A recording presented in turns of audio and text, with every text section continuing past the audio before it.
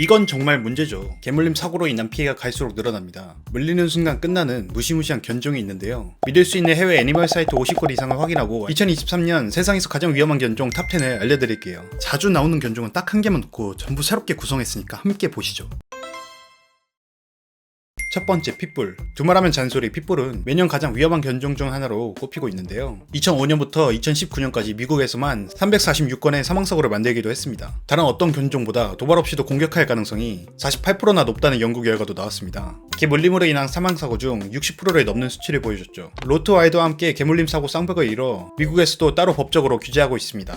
다른 견종들과는 확연히 다르게 매력과 개성 있는 외모 덕에 힙한 보호자들의 선택을 받지만 키우기 어려운 견종이라고 합니다. 몸집이 최대 30kg에 가깝게 자라기도 하고 무서울 정도로 강한 사냥 본능을 지니고 있기까지 하죠. 핏불 두 마리가 호랑이와 싸워 이긴 기사도 있는데요. 핏불의 턱 힘은 아무리 강한 사람일지라도 견디기 어려울 정도라고 하니 반려견으로 드릴 때는 꼭 한번 고민해보시기 바랍니다. 두 번째, 불마스티프. 이름조차 생소한 불마스티프는 우리가 흔히 아는 불독과도 비슷한 외모를 가지고 있는데요. 하지만 불독과는 비교도 안 될 만큼 큰 덩치를 가지고 있습니다. 경비견으로도 자주 활약하는 만큼 고난이도 훈련이 동반되어야 사회성 있게 자랄 수 있는데요. 독스바이트 사이트에 따르면 견종의 수가 많지 않지만 견수 대비 큰 사건 사고가 발생할 가능성이 높다고 합니다. 세 번째, 도고 아르헨티노. 사냥 견종인 도고 아르헨티노는 멧돼지나 사나운 야생동물을 사냥하기 위한 견종으로 길러졌는데요. 아무래도 오랜 시간 사냥에 익숙해지도록 길러졌기 때문에 몸 안에 내재된 공격성은 매우 높습니다. 앞서 나온 불마스티프보단 작지만 같은 계열의 견종인 만큼 근육질을 보여줍니다. 마치 운동선수 같아 보이죠. 제대로 훈련되지 않으면 그만큼 위험하기 쉬운 견종인 것은 보기만 해도 확인할 수 있죠. 때문에 영국에서는 아예 이 견종을 키우지 못하게 막고 있는데요. 저먼 셰퍼드와 마찬가지로 경찰견이나 경비견으로 훈련받기도 한다고 하네요.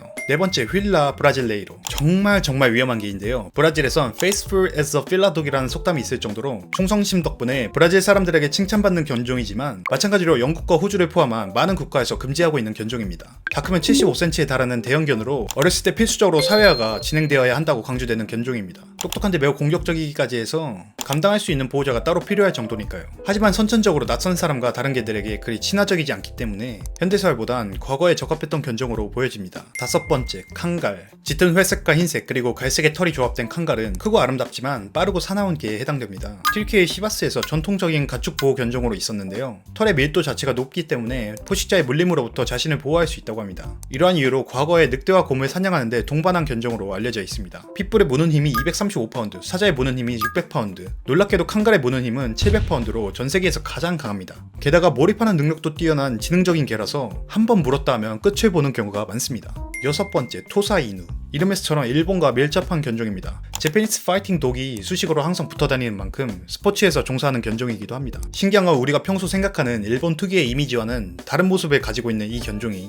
1000년 이상을 일본에서 길러졌다고 하네요. 토사이누는 다른 동물을 먹잇감으로 볼 수 있기 때문에 주변에 다른 동물을 두지 말라고 경고를 하기도 하는데요. 안타까운 얘기지만 투견장을 위해 이용되기도 했어서 현재는 많은 관리 감독 하에 양육이 진행되고 있다고 하네요. 가정에서 키우기엔 투머치하다는 시선이 보편적입니다. 일곱 번째, 페로데 프레사 카나리오. 유럽에서 볼 법한 이름이죠. 맞습니다. 스페인 출신의 이 견종은 매우 사납고 공격성이 뛰어난 개로도 유명한데요. 지금까지 소개해드린 개들도 높은 공격성을 가지고 있지만 카나리오가 단연 압도적이라고 할 수 있습니다. 1982년부터 2014년까지 32년 동안 프레사 카나리오에 의해서 192명의 사상자를 발생시켰는데요. 매우 적은 양육 환경에 비하면 과도한 수치라고 할 수 있습니다. 이런 이유로 한때 멸종 위기에까지 처한 적이 있었지만 프레사 카나리오 특유의 충성심과 역사로 수십 년간 견종을 유지하려는 협회의 노력이 있었다고 하네요.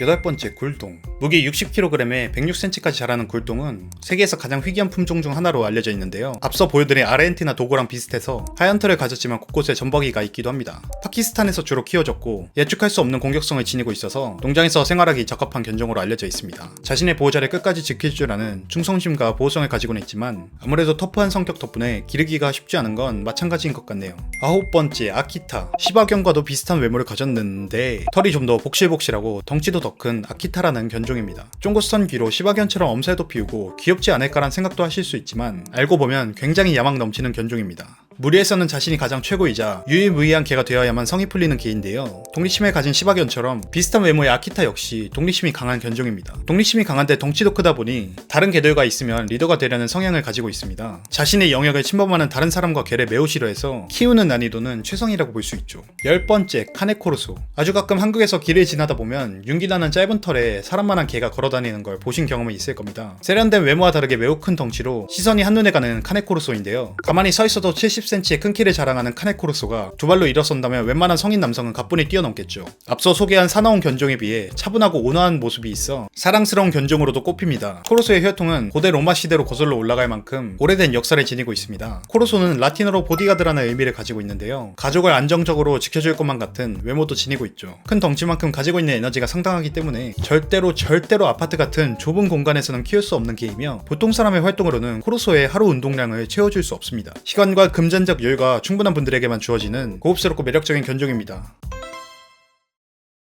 매년 선정되는 위험한 견종보다 조금은 특색 있는 견종들을 소개해봤는데요. 일부 견종은 여러 세대 동안 사냥과 투기를 위해 길러져서 공격성이 더 진화된 견종도 있습니다. 하지만 야생으로부터 사람 옆으로 다가온 개가 가진 특성만큼 단호하고 똑똑한 보호자가 어린 시절부터 길러낸다면 어떤 공격적인 개도 적절하게 사회화가 될 수 있겠죠. 매년 전 세계적으로 400만 명이 개물림 사고를 당한다고 하니 이에 대한 경각심도 가질 필요가 있겠네요. 자, 그럼 오늘 영상은 여기까지입니다. 도움이 되셨다면 좋아요와 구독 부탁드립니다. 채널 정보도 한번 읽어보시길 추천드립니다. 반려남은 강아지나 고양이와 함께 사는 여러분을 인터뷰하고 있습니다. 새로운 관점에서 자신과 반려동물의 일상을 기록하고 싶은 분들께선 언제든지 출연 문의를 해주세요. 감사합니다.